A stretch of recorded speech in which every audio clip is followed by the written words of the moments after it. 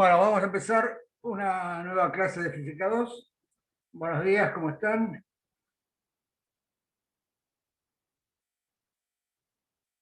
Clase 7.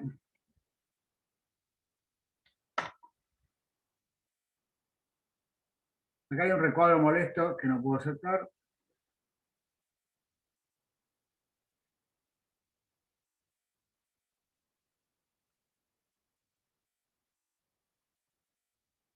Ahí parece que lo logré.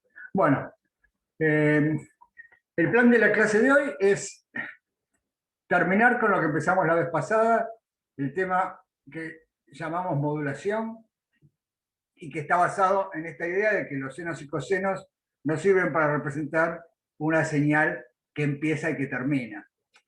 Y llevándolo a la exageración, es lo que lo escribimos como que los senos y cosenos no existen como para representar cosas físicas, pero sí existen para aproximarnos a hechos físicos, para tener una idea de cómo funcionan ciertas cosas, y sobre todo en problemas lineales es genial porque está todos los teoremas de Fourier que dicen que muchísimas funciones, ya sean periódicas o no periódicas, bajo ciertas condiciones matemáticas, se pueden representar como superposición de senos y cosenos. Eh, bueno, como ejemplo de paradigma de modulación, vamos a ver la modulación de amplitudes, lo que se llama amplitud modulada, y si entendemos bien eso, vamos a entender cualquier otra forma de modulación.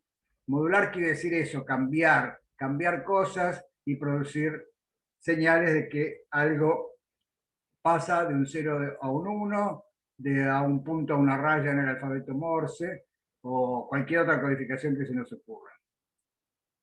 Bueno, después eh, vamos a mirar entonces esos teoremas de Fourier, que son análisis y síntesis armónica, que el análisis es, dada una función, cómo la puedo escribir como sumas, como sumas de senos y cosenos, y la síntesis sería cómo me puedo armar una dada función mezclando senos y cosenos. Y bueno, y lo más interesante es lo que motivó esto de la modulación, que es sintetizar funciones localizadas. O sea, le vamos a prestar mucha atención a las funciones localizadas, por esto de que decíamos de que una imagen que nos llega por la señal de internet no es otra cosa que una sucesión de unos y ceros que está codificando cada píxel de la imagen. Y entonces hay que informar que es un 1, que por convención el 1 es que haya señal, y el 0 que haya una señal, que no haya señal idealmente. Y entonces, bueno, vamos a ver un ejemplo de síntesis de esos que podemos armar con los dedos, aún sin saber todo el aparato riguroso de Fourier. Y así vamos a llegar a la integral de Fourier. Bueno, ese es el plan. Si quieren hacer cualquier pregunta de la clase pasada también o de las clases anteriores, háganlas. Por ejemplo, el principio y el final de la clase son momentos ideales para hacerlo.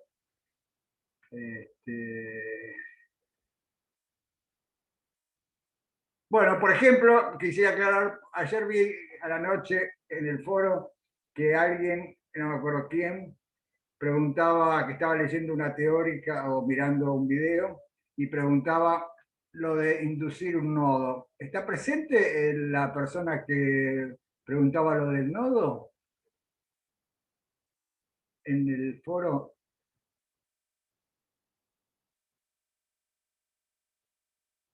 ¿Está conectado, digamos? Creo que no. Bueno, bueno, entonces no se lo vamos a explicar. Lo vamos a explicar en el foro. Eh, bueno, empezamos entonces la clase de hoy. Esto ya lo habíamos visto, y es que dentro de la idea de sintetizar, nosotros sintetizamos a partir de dos señales armónicas de frecuencia omega 1 y omega 2,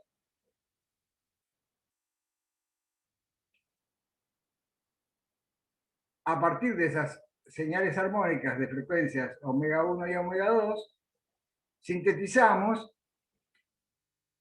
una función que se podía visualizar como en este dibujito, ¿sí? Se podía visualizar como un coseno propagante en que iba a la frecuencia omega promedio y que tenía una periodicidad espacial dada por el K promedio, con una amplitud que variaba con una frecuencia que estaba dada por lo que llamábamos frecuencia de modulación, que era la frecuencia semidiferencia, y que tenía un periodo espacial asociado a un número de ondas, a un K, que era la semidiferencia de los números de ondas. Lourdes, si querés abrir el micrófono, preguntá si tienes una duda de esto. Sí, dale, porque no sé cómo escribirlo, es medio largo, o sea, no Dale, largo, pero dale. difícil de explicar. Viste que vos decías esto de que no podemos con solamente un coseno o solo un seno, esto de transmitir información. ¿Te referís a que no podemos modularlo con solo un seno o un coseno, o si ya lo modulamos está bien, si sirve? Sí, me refiero, primero más que nada, que notemos que los senos y cosenos no empiezan ni terminan nunca. O sea, como Sí, función matemática no empieza ni termina nunca.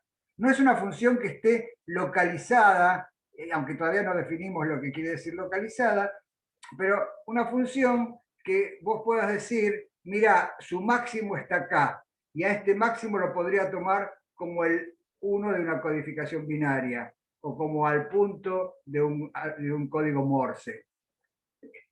En cambio, el seno del coseno, a diferencia de una gaussiana, por ejemplo, el seno y el coseno no empieza ni termina nunca. Una gaussiana, matemáticamente, tampoco empieza ni termina nunca, pero decae hacia infinito y menos infinito de una manera que, si eso representa una señal, a lo mejor tu instrumento ya tiene una sensibilidad que no detecta a partir de un cierto mínimo. Y entonces podés decir que esa gaussiana empieza y termina.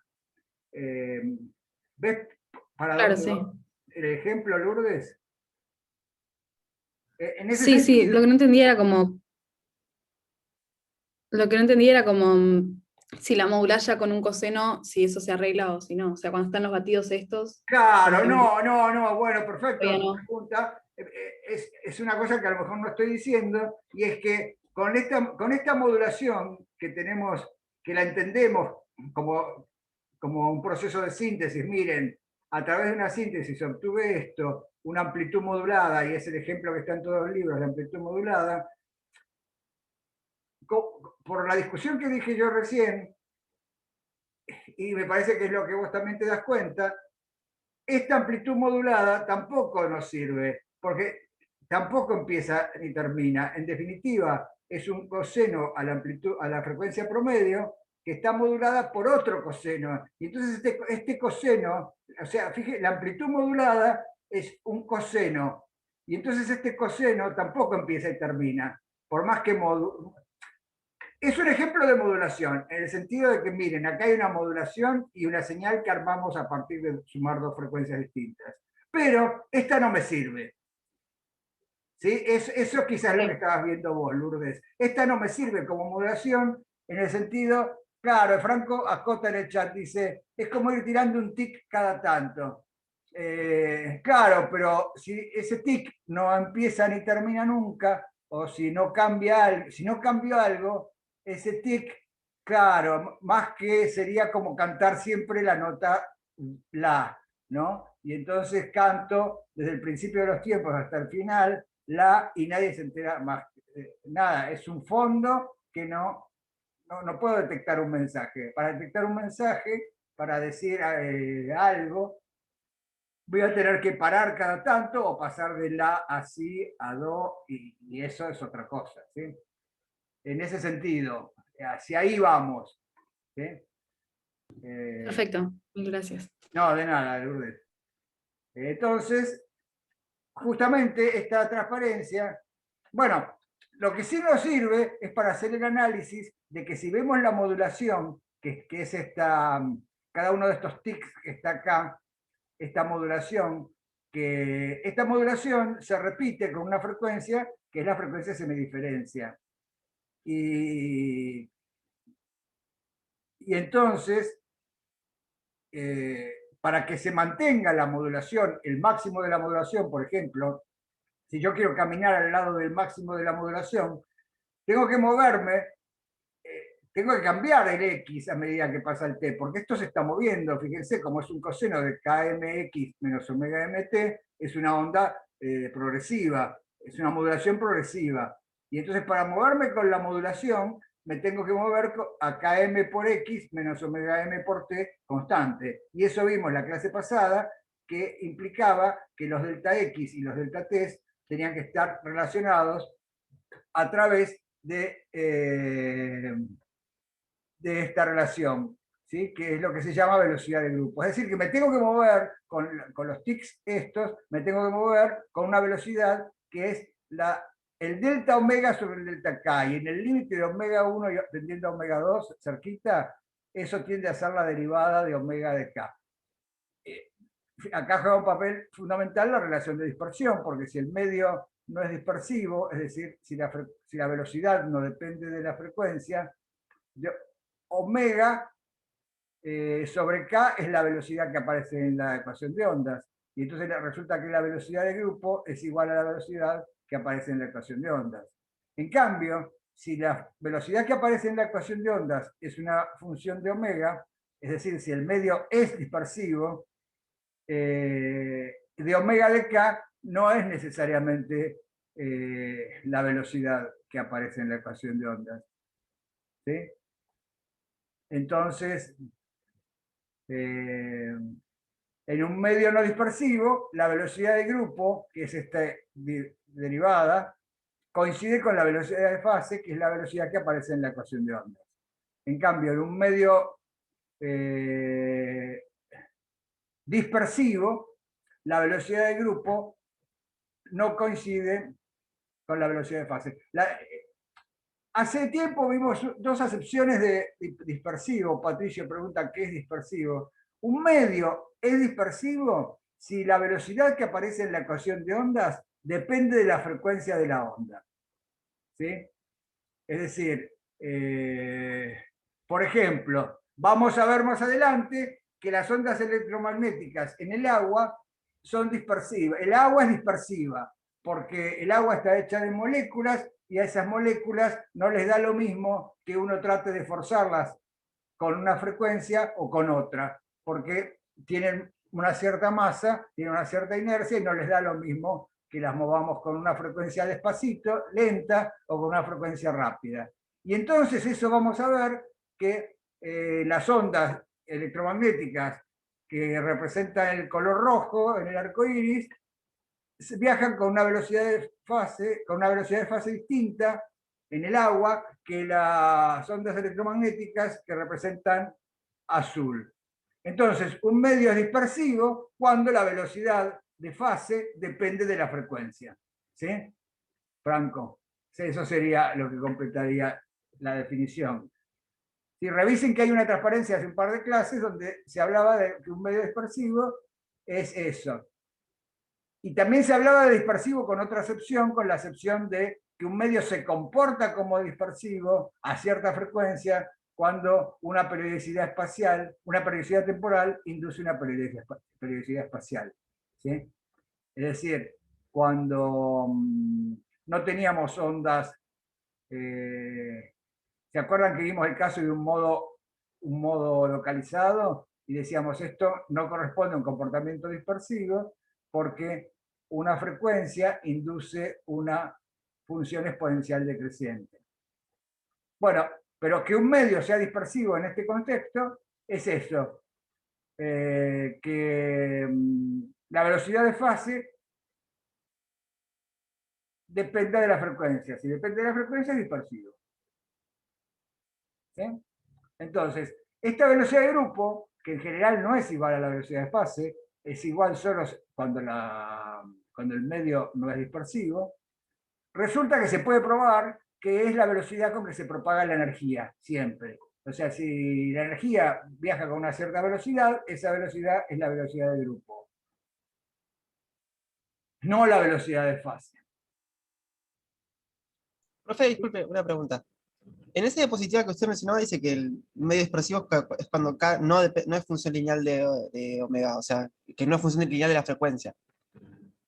Bueno, Puede es que ser. es lo mismo, fíjate, como K es omega sobre la velocidad de fase, ¿sí?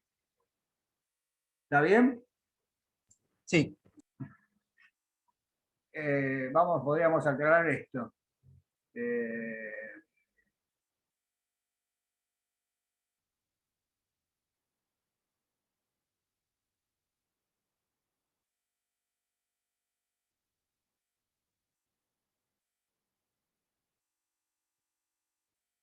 ¿Están viendo una pizarra blanca? Sí, sí. ¿Sí? O sea, yo dije, ¿se acuerdan que la relación de dispersión en un medio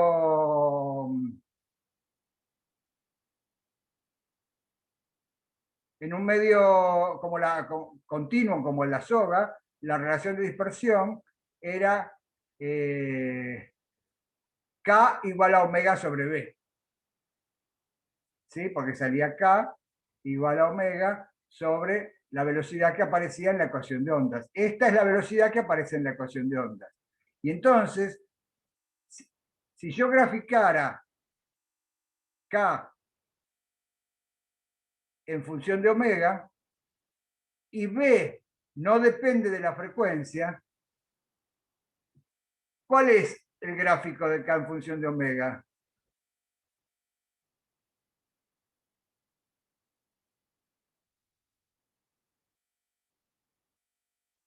Hola.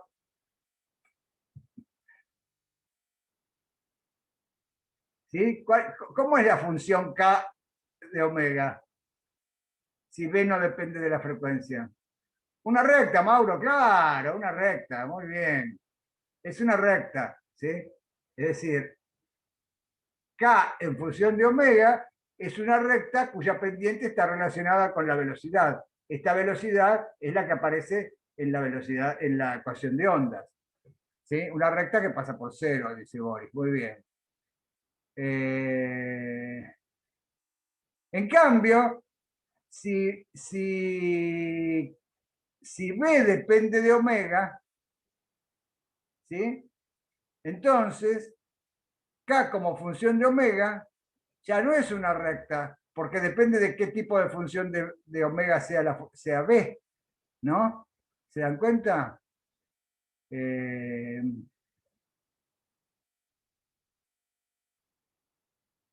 entonces, quiere decir que si B fuera una función de omega, esto sería algo, no sé, esto sería B cuando depende de omega, y esto sería B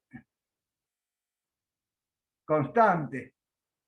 Entonces, si me dan un gráfico de la ecuación de dispersión, yo digo, mira, la recta es la del medio no dispersivo, porque es una recta, porque quiere decir que B es constante. Omega sobre K siempre da lo mismo. En cambio, en la curva roja tengo un medio no dispersivo. Perdón, un medio dispersivo, porque B depende de omega. ¿Lo entendieron? ¿Sí? O sea, esta sería la diferencia entre un medio. Entonces es equivalente lo que yo dije, cuando K es una función lineal de omega, el medio es no dispersivo. Y eso implica que la velocidad que aparece en la ecuación de ondas es una constante. Entonces, eh,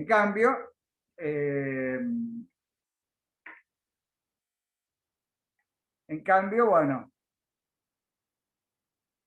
etcétera, etcétera. No sé si lo entendieron eso.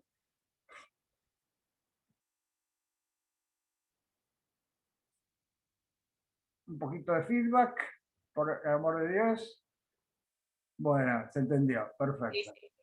Genial. Entonces, bueno, esto va a tener muchísima importancia porque cuando yo quiera transmitir señales, si la velocidad del grupo, si la velocidad de fase depende mucho de la frecuencia, y estoy armando estos paquetes con frecuencias distintas, si viajan con distintas velocidades, el coseno que iba a omega 1 viaja con velocidad distinta que el coseno que iba a omega 2, entonces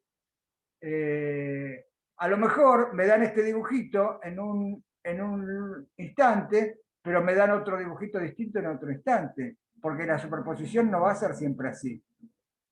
O sea, es importante que en este contexto, que todas las frecuencias viajen con la misma velocidad, porque si viajan con velocidades distintas, se va a ir deformando la señal. Si yo logré armar esta señal al comienzo para transmitir, después a medida que viaje, se puede ir deformar. Entonces por eso se presta tanta atención a si el medio es dispersivo o no, porque en un medio no dispersivo las señales no se deforman para nada. En cambio, en un medio dispersivo las señales se deforman. Un ejemplo de medio dispersivo es cualquier medio material y las ondas electromagnéticas. Las ondas electromagnéticas en cualquier medio material son dispersivas. ¿Por qué? Por eso la luz blanca se separa en colores, porque todas las frecuencias viajan con distintas velocidades. Y eso vamos a ver en una parte del curso, que eso implica que se refracten de manera distinta, ¿no? Y un ejemplo de medio no dispersivo es la misma luz en el vacío. La luz en el vacío siempre viaja con la misma velocidad. Todas las frecuencias viajan con la misma velocidad. Entonces, es la velocidad de la luz en el vacío, 300.000 kilómetros por segundo. Entonces, Lourdes pregunta, ¿queremos que se deforme o no para transmitir info? Y no, porque si yo me logré armar un paquetito de unos y ceros en el comienzo, y eso representa una imagen, por ejemplo, ¿sí? Los píxeles de una imagen, si esos paquetitos se empiezan a deformar cuando viajan a través de la fibra óptica por internet,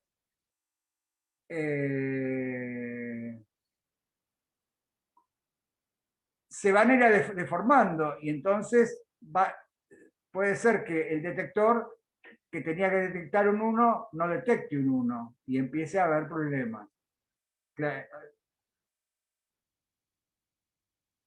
Franco dice, o sea que si se hace el experimento de prisma de vacío, la luz no se descompone. Bueno, es que el prisma, por definición, no es vacío. O sea, el prisma es un medio material. Entonces, el experimento con un medio material se va a descomponer la luz siempre. Ahora, si la luz viaja, cuando va viajando, no se descompone ni se... ¿no? Esa es la pregunta de Franco que hizo en el chat. Bueno. Por eso, cuando se puede deformar un poco, bueno, esos casos los vamos a ver más adelante. ¿Sí? Ahora lo que solo quiero recalcar es esto, de que aparece el concepto de velocidad de grupo. Y bueno.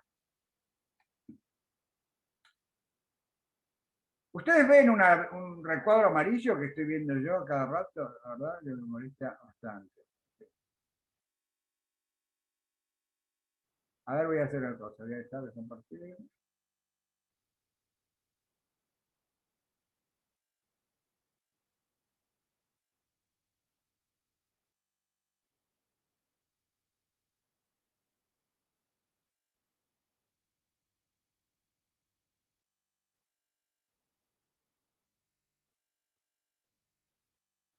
Y ahora vamos a compartir de nuevo. A ver si ahora... Bueno, ahí está, ahí no está, justamente. Bueno, genial. Bueno, si entendieron este concepto de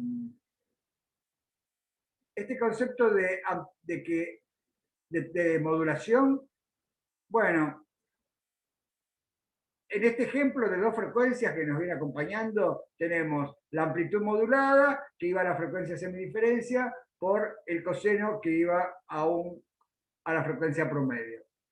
Y entonces, dijimos que eso, si bien es un ejemplo para visualizar la velocidad del grupo y para visualizar cómo es una modulación, esa modulación no nos viene bien. Y entonces, en la vida real, la amplitud de modulación, en vez de estar hecha como una suma de dos frecuencias, nada más, en la vida real, la amplitud de modulación es en realidad una suma con muchos cosenos con amplitudes y fases distintas. De muchos cosenos con frecuencias distintas y fases distintas. ¿Sí? Entonces, la amplitud de modulación que vimos hasta ahora tenía un coseno a una frecuencia omega 1 más otro coseno a una frecuencia omega 2.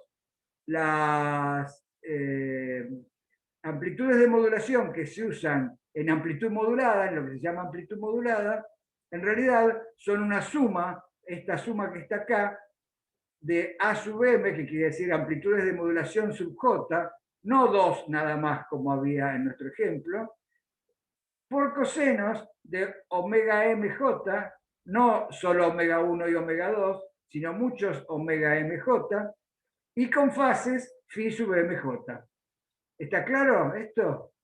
O sea, esto es una generalización de lo que hicimos antes. En vez de tener solo dos cosenos, las amplitudes que se usan son, las amplitudes moduladas que se usan son así. ¿Sí? Se tiene una señal a la frecuencia, se llama portadora esta, y se elige una amplitud de modulación. Este M0 está como relacionado a este índice J. AM0 es el que tiene el coseno a la frecuencia 0, es decir, que no varía. Por ejemplo, si en la presión acústica que mide un micrófono, la presión acústica que mide un micrófono es cuando nadie habla, mide la presión atmosférica, y este AM0 sería la presión atmosférica, algo que no cambia, o que cambia, pero supongamos que no. O sea, no cambia dentro del tiempo que estoy transmitiendo una canción, cambia muy poquito. Entonces, esta sería una constante, claro, tal cual. Pero, por ejemplo, representaría la presión atmosférica si estoy hablando de una señal acústica. Y en cambio, esto que está acá representa la modulación que estoy haciendo sobre esa señal, sobre esa presión atmosférica. Estoy modulando, yo estoy hablando y a medida que estoy hablando, estoy modulando la presión atmosférica que se escucha en este cuarto, y entonces es la presión atmosférica que detectaría un micrófono y que la transformaría en una señal eléctrica, y el tipo de función del tiempo que genera el micrófono en la señal eléctrica representa la presión atmosférica analógicamente. ¿Sí? Nada digital todavía, es una cosa analógica. Y después habrá un sistema que transforma esa función del tiempo que yo estoy haciendo al hablar o al tocar un instrumento, la transforma en una cosa digital, si están los medios digitales involucrados. ¿Se entiende? Entonces, esta amplitud de modulación representaría la señal que sale de mi voz cuando hablo. Y sería la señal que mide el micrófono, y sería la forma, esta función A de modulación de T, sería la señal eléctrica. Esta constante, como se dan cuenta, mucho no interesa, porque es necesario introducir esta constante simplemente para decirles, miren, acá hay un hecho físico, que es que la presión es la atmosférica, y a medida que yo voy hablando, hago compresiones que hacen que la presión varíe alrededor de la presión de referencia, claro, atmosférica, tal cual. ¿Sí? Que en definitiva podríamos medir todo alrededor. La señal que sale del micrófono es una señal eléctrica que en definitiva el promedio de esa señal, que estaría relacionado con esta constante, no le importa. Lo que interesa transmitir, porque esa señal después vamos a ver un parlante en la estación receptora y va a generar un sonido alrededor de la presión atmosférica. ¿Se entiende entonces el concepto? Lo digo para ejemplo de presión atmosférica, pero podría ser para otras señales, ¿no? Por ahí en el chat se vi que pasó que alguien decía, ¿se puede modular en fase? Sí, se puede modular en cualquiera de los parámetros que representa una onda armónica. Tenemos amplitud, frecuencias y fases. Se pueden modular, y las tres cosas están de alguna manera relacionadas. A veces conviene pensarlo como modulación de frecuencia y otras como modulación de fase. ¿Sí? Ya no se pueden distinguir tan bien. ¿Sí? Porque tanto la frecuencia como la fase están en el argumento de los cosenos y en cambio la amplitud está afuera. Entonces un poco conviene distinguir entre amplitud de modulación y amplitud de frecuencia y o de fase. ¿Sí? Pero no voy a entrar en esos tecnicismos porque eso sería más de ingeniería o de algo de comunicaciones, es importante, pero lo que más quiero que entiendan es este concepto de cómo armamos la modulación. La modulación la vamos a armar, por ejemplo, con la salida del micrófono. Y este coseno que está acá es el coseno de la portadora. Y esto va a estar fijado por la estación en la que quiero transmitir, en la frecuencia que quiero transmitir. ¿Sí? Por ejemplo, la frecuencia de lo que antes llamábamos frecuencia promedio, es la portadora, ¿sí? Es la que marca el dial por ejemplo, Radio Nacional, acá dice AM 870. 870 son kilohertz, es decir, 870 por 10 a...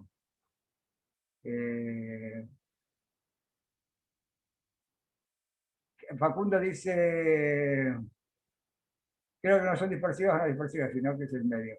Claro, el medio es dispersivo o no dispersivo, claro. El medio es dispersivo y no dispersivo. Patricio pregunta, ¿por qué hay tanta diferencia entre la M y el FM? Es simplemente porque se trabaja en otro rango de frecuencias y la técnica de modulación es la de frecuencias, pero esencialmente porque se trabaja en otro rango de frecuencias, en frecuencias más altas. ¿Sí? O sea, la amplitud modulada trabaja en el orden de 1000 kilohertz, 870. Ven acá Radio Nacional es 870 kilohertz. Mientras que la frecuencia modulada trabaja en los megahertz, ¿sí? 100 megahertz, por ejemplo. ¿Sí?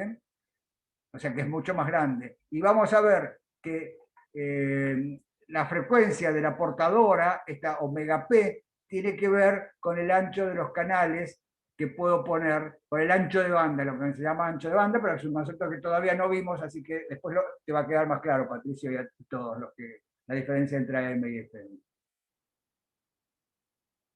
Yo estoy modulando la amplitud acá.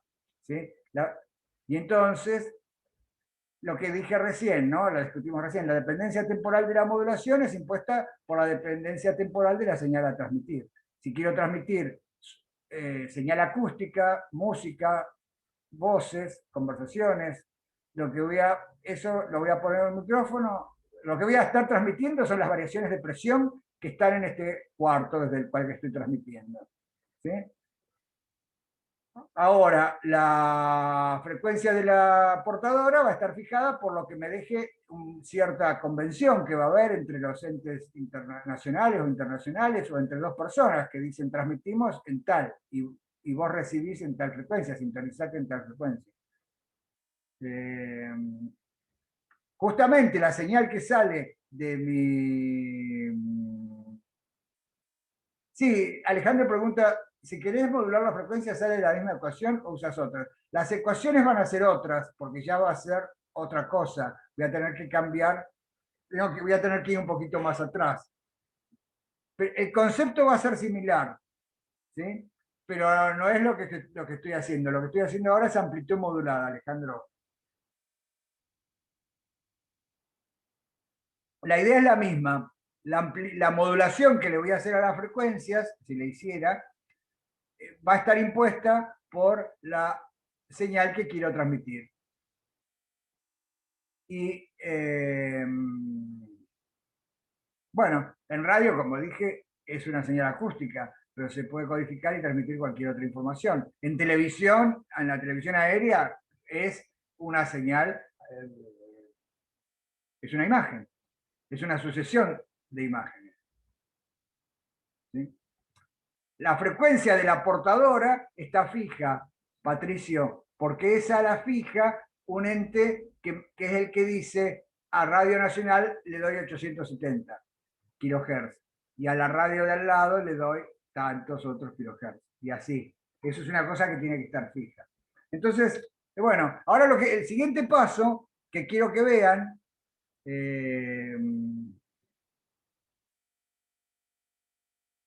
omega P, Lourdes, es la frecuencia de la portadora. Es esta frecuencia que en el caso de 2 era el promedio. ¿Sí? Ahora, esta omega P va a resultar el promedio. Ahora vamos a ver qué va a resultar el promedio. Pero si mezclo todas estas frecuencias así y las multiplico por un coseno de omega P, van a ver, justamente el siguiente paso es mostrar que la función resultante de hacer esta modulación por el promedio, por la frecuencia portadora, es una suma de muchos cosenos con amplitudes y fases distintas. ¿Sí? Entonces, como en síntesis, para llegar a esto, habíamos sintetizado dos frecuencias distintas. Sumamos dos frecuencias distintas y llegamos a una amplitud de modulación por un coseno a la frecuencia promedio. Ahora hacemos al revés. Trabajamos con un coseno a una frecuencia fija, omega P, y le ponemos una modulación que tiene muchas frecuencias. Las frecuencias que me da el espectroid, por ejemplo. Yo podría saber cómo es esta suma. Esta suma sería la suma de frecuencias que me da la aplicación espectroid. Si yo canto delante de la aplicación espectroid, me va a decir cuántas amplitudes tengo para cada cosenos a cada frecuencia.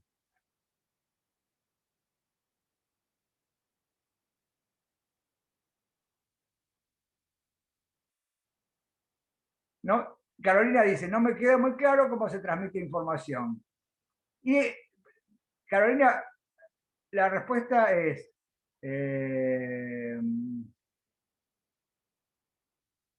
tenés que poner de acuerdo primero para transmitir información. ¿Sí? Le tenés que decir en qué idioma le vas a hablar, si querés hacer señales de humo, le vas a tener que decir a una persona, mirá mis señales de humo. ¿Sí? Entonces hay un emisor y un receptor. Esas personas están de acuerdo en que van a comunicarse por señales de humo. Y entonces le vas a decir, cuando veas una nubecita grande, una nube grande, es una cosa, y cuando veas nubes chiquitas va a ser otra. Y entonces te das cuenta que ahí quedó el código. Bueno, o en el alfabeto Morse, si recibís un punto y una raya y una sucesión de puntos y rayas, se forma un alfabeto, y con ese alfabeto se transmite una señal, un mensaje. ¿Sí? ¿Ves la idea, Carolina? Entonces, claro, entonces en la amplitud modulada uno se pone de acuerdo. ¿Qué onda voy a usar? Entonces voy a usar, por ejemplo, las ondas electromagnéticas y voy a codificar a la frecuencia. Y como hay un canal, hay muchas ondas electromagnéticas, nos ponemos de acuerdo. No sé, si yo voy y compro walkie-talkies que usan en las obras, así, para que, bueno, pueden usar el celular, pero muchas veces cuando no hay señales se usa un walkie-talkie, y entonces esos son dos aparatitos. Entonces se pusieron de acuerdo en cada uno tener un aparatito, y que están trabajando, y uno codifica la señal y el otro lado la decodifica, tal cual, es lo que Santi escribió en el chat, ese es el concepto. ¿Sí? Pero los dos se tuvieron que poner de acuerdo en que iban a usar tal aparatito que trabaja a tal frecuencia. Y esa es la frecuencia de la portadora. Y después, cómo codifican la modulación, también están de acuerdo, porque compraron la misma marca y entonces funciona de esa forma. Entonces, lo que vamos a ver es que este producto de esta suma de frecuencias que me daría espectroid multiplicada por el coseno de omega p por t es una suma de frecuencias esencialmente. Ese producto de dos cosenos, un coseno por una suma de cosenos, ¿sí? O sea, lo que quiero que vean es esto, es que esta señal formada por un coseno a omega p multiplicado por todo esto, que es una suma de distintos cosenos a distintas frecuencias, usando los cosenos de la suma y de la diferencia, lo voy a poder pasar a una suma de cosenos nada más. Entonces, fíjense, a la amplitud de modulación la multiplico miembro a miembro por el coseno de omega pt. Y entonces, de este lado tendría la señal que estoy modulando, total. Y entonces obtengo esto, AM0 por el coseno de omega pt, y estos cosenos por cosenos, coseno por coseno, lo escribo como un medio del coseno de la suma más un medio del coseno de la diferencia. Una cosa que usamos muchas veces. Y entonces, la función que estoy sintetizando en el comienzo de mi sistema, en la planta emisora, por ejemplo, por eso digo en x igual a 0, ¿sí? Es una señal que oscila a la frecuencia promedio, pero acá aparece una mezcla de cosas. Acá aparece una sumatoria que tiene las frecuencias que me daba el espectroid, más la frecuencia de la portadora, omega p. Y en esta otra sumatoria aparece las frecuencias de la portadora menos las frecuencias que me daba el espectroid. Y después aparecen unas fases, ¿sí? Sumando y restando. ¿Sí? Entonces, miren, todos ven esto, o sea, es fundamental. El un medio salió de la identidad, Patricio, de la identidad que dice que el coseno de x por el coseno de y es igual a un medio del coseno de x más y más un medio del coseno de x menos y. ¿Sí? Entonces, si todos ven esto, es fundamental que vean que esta señal que estoy sintetizando esta es una señal armónica y cada sumando de cada sumatoria también es una señal armónica. ¿Lo ven todos así como de lejos? Que tengo una señal armónica, más una sumatoria de señales armónicas, más otra sumatoria de señales armónicas. ¿Sí? ¿Lo ven todos eso? Porque es fundamental para el siguiente paso. Sí, eso se ve. Entonces, ahora quiero que piensen la siguiente pregunta. ¿Cuál es la frecuencia máxima que aparece en estas sumatorias? De todas las frecuencias que están, ¿cuál es la máxima frecuencia que aparece que puede aparecer?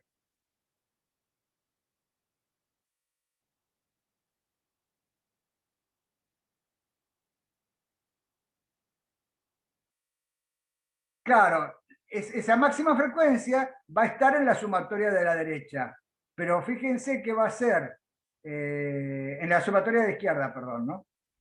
Porque va a ser la... No sé si me entendieron la pregunta, porque veo que está ahí respuesta. La que estoy preguntando es, de todas estas frecuencias que están acá, estos cosenos a distintas frecuencias, acuérdense que el J va variando y que estaba impuesto por cómo se formaba la modulación, ¿no? Es decir, los omega sub J. Entonces, bueno, claro, Juan lo dice. La portadora más la frecuencia de modulación más grande. La portadora más la frecuencia de modulación más grande de la que tenga omega mj mayor, va a ser la máxima frecuencia que intervenga acá. Si yo hiciera un dibujito de las frecuencias, llegaría en el eje de frecuencias a lo sumo hasta la portadora más la máxima frecuencia que hay. ¿sí? Y la mínima va a estar provista en esta sumatoria de acá de la derecha, porque va a ser la portadora menos también la máxima frecuencia, porque la mínima frecuencia que se esté combinando acá va a ser la portadora menos la mínima de las moduladoras, menos la máxima de las frecuencias moduladoras. ¿Sí? ¿Lo ven? Entonces fíjense que de esa combinación armónica que estaba resaltada acá, que la función resaltante es una suma de muchos cosenos con amplitudes y fases distintas, eso, las frecuencias de esos cosenos están entre la portadora menos la máxima de la moduladora y la portadora más la máxima de la moduladora.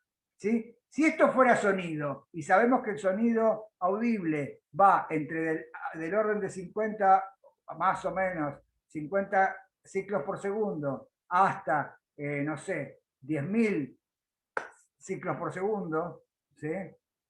O 15.000 o 20.000, depende de cada... Pero piensen que la nota más alta del piano creo que 5.000 ciclos por segundo, o sea que más agudo que eso casi que no se necesita. Las frecuencias de modulaciones tendrían que estar, la máxima frecuencia de modulación sería la máxima frecuencia de audio que yo quiera transmitir, ¿sí? Por ejemplo, si solo me interesa la nota más alta del piano y no otros, y perder los agudos superiores, el máximo acá tendría que poner 5 kHz o 10 si quiero hacerme todavía algo más, más fiel, de más fidelidad, un sonido de más fidelidad. Entonces, justamente a este intervalo se lo llama ancho de banda, ¿sí? O sea, fíjense que entonces, que acá sale el concepto de ancho de banda. El ancho de banda es dónde están las frecuencias de la señal compuesta por el producto de la moduladora por la portadora.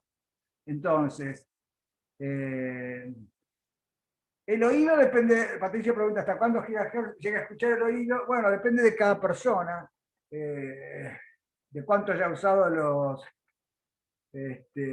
auriculares a mucha intensidad. La nota más alta del piano creo que es 5.000 Hz. Y eso, si escuchás la nota más alta del piano, todavía escuchás sonidos más agudos, ¿sí? Que puede ser 10.000 Hz. Entonces, bueno, depende de cómo quieras, de cuán fiel quieras que sea el sonido. Así vas a armar esta síntesis, ¿no? Pero bueno, depende de cada observador un poco, el máximo.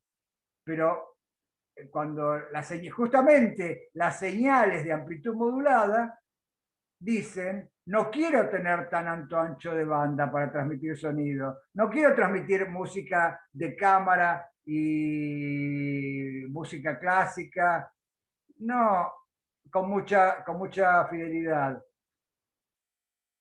Claro, Facundo dice más o menos 20 kHz, pero depende de la edad, entrenamiento, daños en el oído, etcétera, tal cual. O sea, el observador típico puede detectar hasta 20 kHz.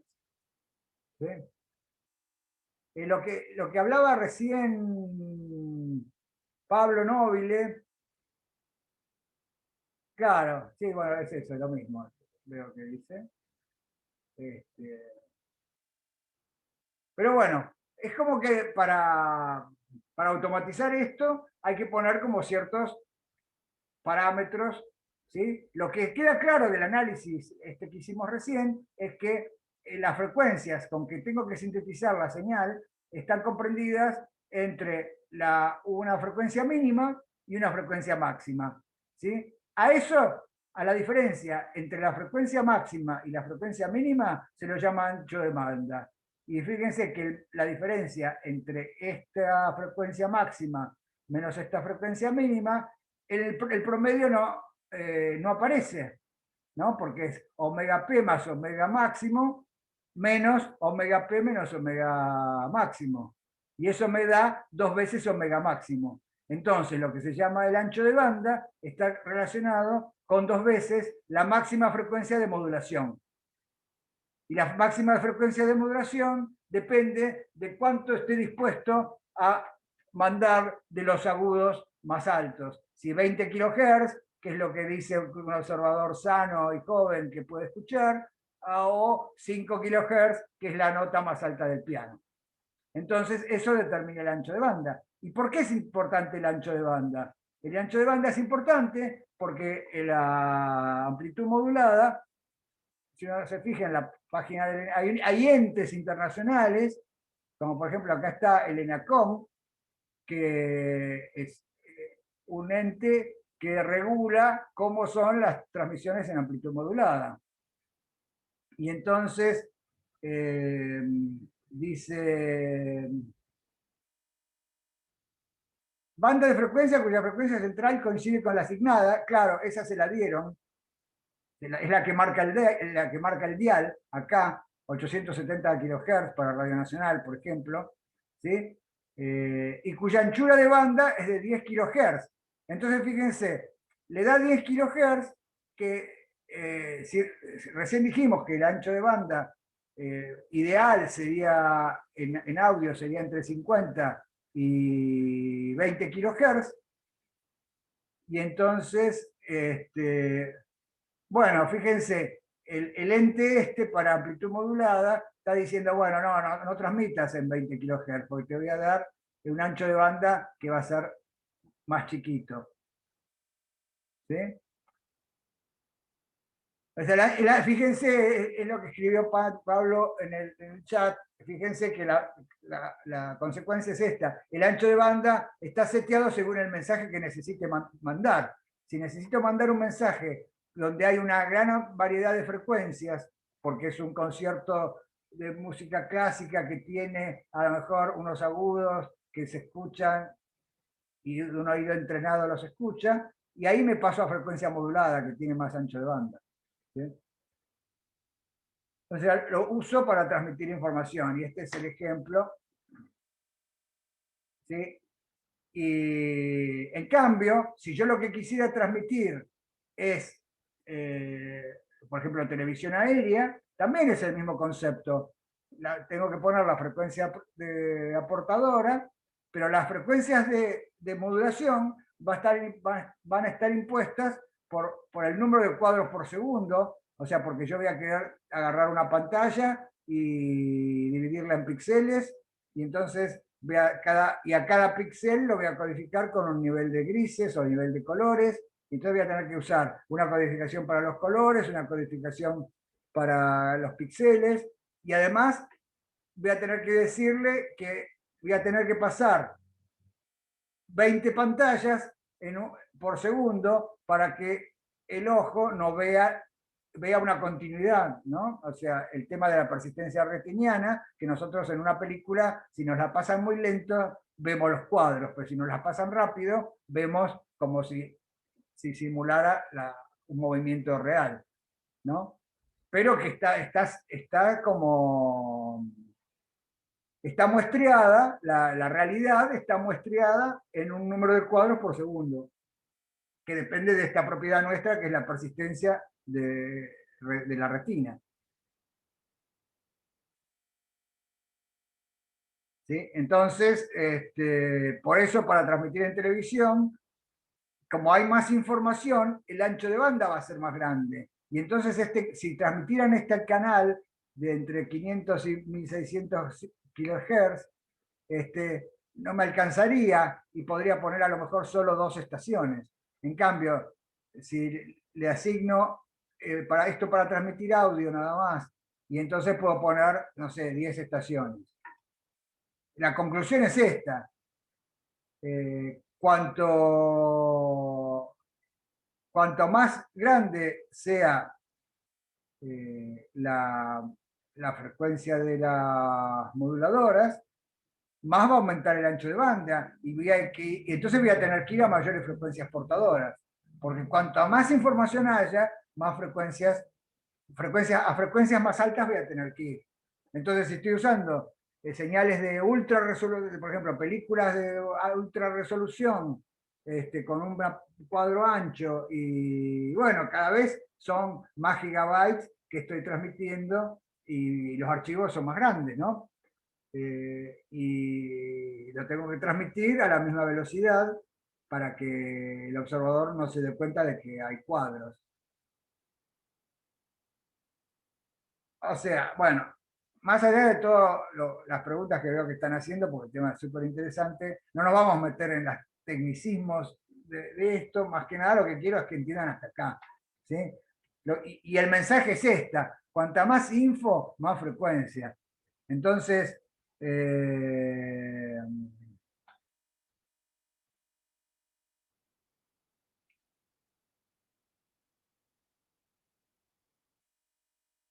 por ejemplo, miren, acá hay un dibujito del espectro electromagnético, del lado de la derecha están las frecuencias en escala logarítmica, ¿sí?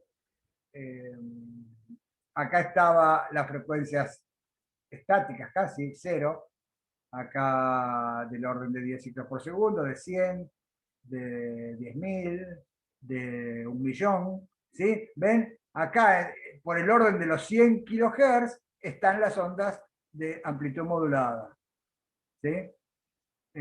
Y por acá, por los 100 MHz, están la frecuencia modulada. Piensen cuánto es la radio de FM que ustedes escuchen. Bueno, está por el orden de 100 MHz, acá, 10 a la 8 Hz, frecuencias moduladas. Acá están las microondas que se usan en comunicaciones también, punto a punto. ¿Sí? La gracia de ir cada vez más hacia frecuencias mayores es que voy a poder transmitir más canales con más ancho de banda. Por eso la tecnología de transmisión de Internet se movió hacia las fibras ópticas. ¿Sí? Las fibras ópticas lo que permiten es transmitir un montón de información. El 98% del volumen de Internet entre todos los continentes va por fibra óptica submarina, no va por satélite. Y todo eso se maneja con grandes fibras ópticas que entran, en Argentina entran por ahí por Las Toninas, un balneario de la costa atlántica, bien cerquita de la capital. Y ahí entran las fibras ópticas, unos caños inmensos que entran de Internet. ¿Sí? Y por ahí viene todo el tráfico de Internet, que es enorme. Y por eso se quiere ir cada vez a frecuencias mayores y entonces debido a que el tráfico de Internet se hace acá por el infrarrojo, creo que usa del orden de, creo que está por acá, por 10 no llega al visible, está llegando al visible. Claro, cercanas al rojo, por acá, ven que acá está el rojo, por acá está. O sea, pero es un rojo que no se ve. Se pasó del rojo visible, es lo que sería el infrarrojo. ¿Sí? Sí, hablamos de la portadora, Miguel. Miguel dice, cuando hablamos de frecuencias mayores hablamos de la portadora. Hablamos de la portadora porque así el ancho de banda podría ser el mismo, pero entran más canales. Entonces puedo transmitir más conversaciones telefónicas simultáneas, etcétera. Franco dice, ¿hay alguna cota para las frecuencias? Y bueno, la cota es la que la permite la tecnología. Hasta ahora no había una buena tecnología para procesar a las velocidades, y no la hay todavía, o la hay a nivel laboratorio, pero no a nivel, nuestra sociedad no, o sea, tecnológica todavía no está basada en eso. Si bien transmitimos las señales por luz, o por acá, por el infrarrojo cercano, por este infrarrojo, las cámaras, la computadora con la que yo le estoy transmitiendo la información, me está muestreando con frecuencias que la fija el chip, con frecuencias que la fija la electrónica. Entonces, estoy haciendo toda esta modulación que ustedes están recibiendo, se procesa con velocidades impuestas por la electrónica. Y después se transmiten grandes volúmenes a través de ondas electromagnéticas. Entonces ahí hay como un desperdicio, como un cuello de botella. Estoy procesando con corrientes eléctricas y una vez que genero la amplitud, la modulación, la información, la transmito con ondas electromagnéticas. Entonces es como medio absurdo que la cámara de video, mi cámara de video esté funcionando con una frecuencia máxima impuesta por la electrónica y que después, ¿por qué no está funcionando mi cámara de video todo con luz? Entonces, esto es una línea de investigación. Por ejemplo, cómo pasar a una, cómo cambiar de la era electrónica a la era fotónica, ¿no? Entonces, no sé, el siglo XX se podría decir que es la era de la electrónica. Sí, hablando de electrónica, acá veo que hay comentarios que escuchan entrecortado. O sea, a mí me salieron algunos mensajes que decía la señal está inestable. Así que, ¿ven? Acá necesitaríamos la era fotónica, justo, era para ejemplificar. Bueno, nada. Me dice, su conexión a internet es inestable. Si no distinguen lo que estoy diciendo, me avisan por chat.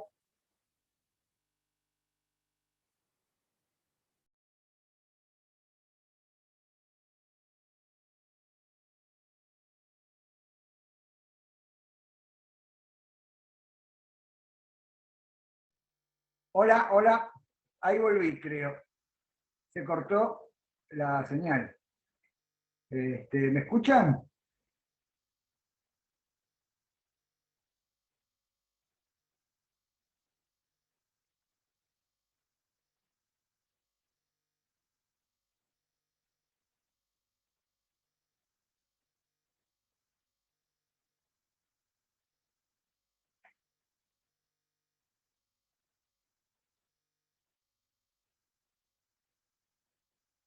¿Me escuchan?